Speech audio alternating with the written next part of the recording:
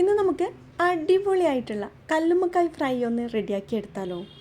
അപ്പോൾ ഇത് നമുക്ക് ചോറിനൊപ്പം അതുപോലെ തന്നെ ചപ്പാത്തിക്കൊപ്പം പൊറാട്ടയ്ക്കൊക്കെ ഒപ്പം കഴിക്കാനായിട്ട് സൂപ്പറായിട്ടുണ്ടാകുന്ന ഒരു ഐറ്റമാണ്. അപ്പോൾ അതിന് വേണ്ടി കല്ലുമ്മക്കായ് നന്നായിട്ട് കഴുകി റെഡിയാക്കി വെച്ചിട്ടുണ്ട്. ഏകദേശം 200 ഗ്രാമിൻ്റെ അടുത്ത് വരും.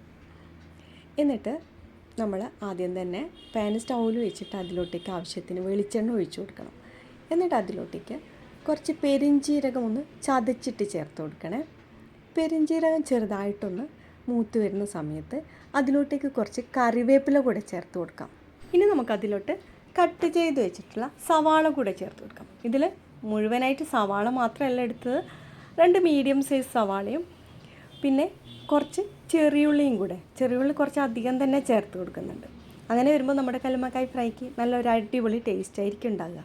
എന്നിട്ട് അതിലോട്ടേക്ക് ആവശ്യത്തിന് ഉപ്പും പിന്നെ ഒരു പച്ചമുളക് കട്ട് ചെയ്തതും കൂടി ചേർത്തിട്ട് നല്ലപോലെ ഒന്ന് വീണ്ടും മിക്സ് ചെയ്ത് കൊടുക്കാം. അതിനുശേഷം അതിലോട്ടേക്ക് ആവശ്യത്തിന് മഞ്ഞൾപ്പൊടിയും പിന്നെ നമ്മുടെ എരിവിനനുസരിച്ചിട്ട് മുളക് പൊടി, ഞാനിവിടെ ഏകദേശം 2 ടീസ്പൂൺ മുളക് പൊടി ഇട്ട് കൊടുക്കുന്നുണ്ട്. പിന്നെ അതുപോലെ തന്നെ അതിലോട്ടേക്ക് കുറച്ച് കുരുമുളക് പൊടി കൂടെ ചേർത്ത് കൊടുക്കാം. എന്നിട്ട് വീണ്ടും നല്ലപോലെ ഒന്ന് മിക്സ് ചെയ്ത് കൊടുക്കണം. ഉള്ളിയുടെ ഒരു പച്ചമണമൊക്കെ ഒന്ന് നന്നായിട്ട് മാറി വരുന്നവരെ നന്നായിട്ടൊന്ന് മിക്സ് ചെയ്ത് കൊടുക്കണേ. എന്നിട്ട് നമുക്ക് അതിലോട്ടേക്ക് ചെറുതായിട്ട് കട്ട് ചെയ്ത് വെച്ചിട്ടുള്ള തക്കാളി കൂടി ചേർത്ത് കൊടുക്കാം. 2 മീഡിയം സൈസ് തക്കാളിയാണ് ഞാനിവിടെ എടുത്തിട്ടുള്ളത്. അപ്പോൾ എൻ്റെ മസാലയ്ക്ക് അത്ര കളറ് പോരാഞ്ഞിട്ട് ഞാൻ കുറച്ചുകൂടെ മുളക് പൊടി കൂടെ ചേർത്ത് കൊടുക്കുന്നുണ്ട് കേട്ടോ.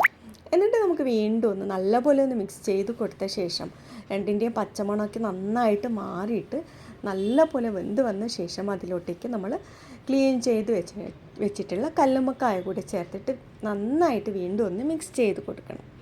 കല്ലുമ്മക്കായ മസാലയായിട്ട് നല്ലപോലെ ഒന്ന് മിക്സാക്കിയ ശേഷം അതിലോട്ടേക്ക് ആവശ്യത്തിന് വെള്ളം ചേർത്ത് കൊടുക്കുക കേട്ടോ. അപ്പോൾ നിങ്ങൾക്ക് തിക്കായിട്ടുള്ള ഗ്രേവിയാണ് വേണ്ടതെങ്കിൽ അതിൽ വെള്ളം ചേർക്കേണ്ട കാര്യമില്ല. ഞാനിവിടെ സെമി ഗ്രേവി ടൈപ്പിലാണ് റെഡിയാക്കി എടുക്കുന്നത്, അതുകൊണ്ട് കുറച്ച് വെള്ളം കൂടെ ചേർത്ത് കൊടുക്കുന്നുണ്ട്. അപ്പോൾ നിങ്ങളുടെ കയ്യിൽ കല്ലുമ്മക്കായ വേവിച്ചെടുത്ത വെള്ളം ഉണ്ടെങ്കിൽ കുറച്ച് അതും കൂടെ ഒഴിച്ച് കൊടുത്തു കഴിഞ്ഞാൽ നമ്മുടെ ഈ മസാലയ്ക്ക് നല്ലൊരു അടിപൊളി ടേസ്റ്റ് ഉണ്ടാവും കേട്ടോ. അപ്പോൾ ഞാൻ കുറച്ച് അങ്ങനെ വേവിച്ചെടുത്ത വെള്ളം കൂടെ ചേർത്ത് കൊടുത്തിരുന്നു കേട്ടോ, അതൊന്ന് വീഡിയോ എടുക്കാൻ വിട്ടുപോയതാണ്. അപ്പോൾ ഇനി നമുക്കതിലോട്ടേക്ക് ഇഞ്ചി വെളുത്തുള്ളി ഉണ്ടല്ലോ, ഇഞ്ചിയും വെളുത്തുള്ളി നന്നായിട്ട് ചതച്ചത് കൂടെ ചേർത്ത് കൊടുക്കാം. വേണമെങ്കിൽ കട്ട് ചെയ്ത് ചേർക്കാം, അതുപോലെ ഇഞ്ചി വെളുത്തുള്ളി പേസ്റ്റ്, അതായത് അങ്ങനെ ഉണ്ടെങ്കിൽ അതും ചേർക്കാം. എന്നാലും ഇങ്ങനെ ചതച്ച് ചേർക്കുന്നതിന് ഒരു പ്രത്യേക ടേസ്റ്റ് തന്നെയാണ്. നമ്മുടെ ഉള്ളിയൊക്കെ ചോപ്പറിൽ അരിഞ്ഞു കഴിഞ്ഞാൽ അത് വേറെ തന്നെ ഒരു ടേസ്റ്റാണ്. നമ്മുടെ കത്തി വെച്ച് അരിഞ്ഞിട്ട് ഇങ്ങനെ മസാല ചെയ്തെടുക്കുമ്പോഴാണ് കൂടുതലൊരു ടേസ്റ്റ് വരുന്നത്.